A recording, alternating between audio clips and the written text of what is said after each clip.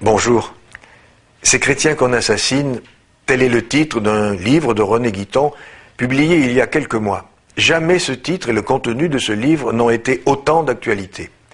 Hier encore en Irak, en Égypte, des barbares, tels des vampires assoiffés de sang, n'hésitaient pas à assassiner des enfants, des femmes et des hommes innocents dont le seul crime était d'être chrétiens.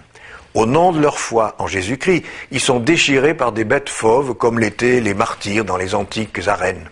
C'est ce qu'on peut appeler de la christianophobie. N'ayons pas peur des mots, nous sommes entrés dans l'ère de la christianophobie. Et là, pas de loi pour faire respecter les chrétiens.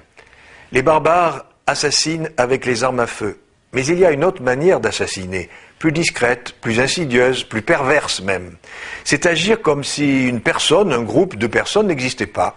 On les ignore, on les compte pour rien. En voici une triste illustration. Depuis 7 ans, la Commission européenne publie un agenda distribué gratuitement aux élèves du secondaire des 27 pays de l'Union, soit 21 000 établissements. Dans cet agenda, les grandes fêtes des religions présentes en Europe sont mentionnées. Début du Ramadan, Nouvel An juif et même le Nouvel An chinois. Mais ne perdez pas votre temps à chercher Noël, Pâques et les autres fêtes chrétiennes, elles n'y figurent pas. Ce qu'on peut appeler une censure a aussitôt provoqué de nombreuses réactions. Les justifications embarrassées données par les responsables de l'édition de cet agenda sont ahurissantes de mauvaise foi, pour ne pas dire de bêtises.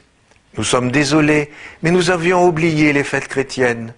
Si j'osais le mot, mais je ne le ferai pas par respect pour vous, ils prennent vraiment les chrétiens pour des... Enfin, vous m'avez compris. Autre tentative de justification, les fêtes chrétiennes sont connues. Il faut ouvrir la jeunesse à d'autres cultures. On croit rêver.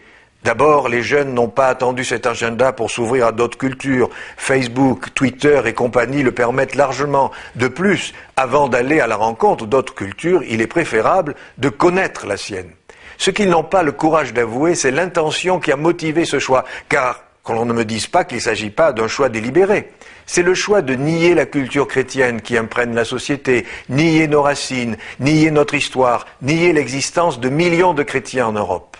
On ne réécrit pas l'histoire d'un peuple, on l'assume avec ce qu'elle a de grand et de beau et ce qu'elle peut avoir aussi de misérable ou de dérangeant. On me dit que le commissaire européen responsable de cette bourde serait un certain monsieur Dalli.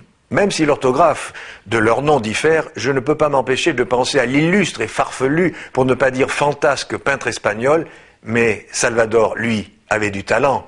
À bientôt.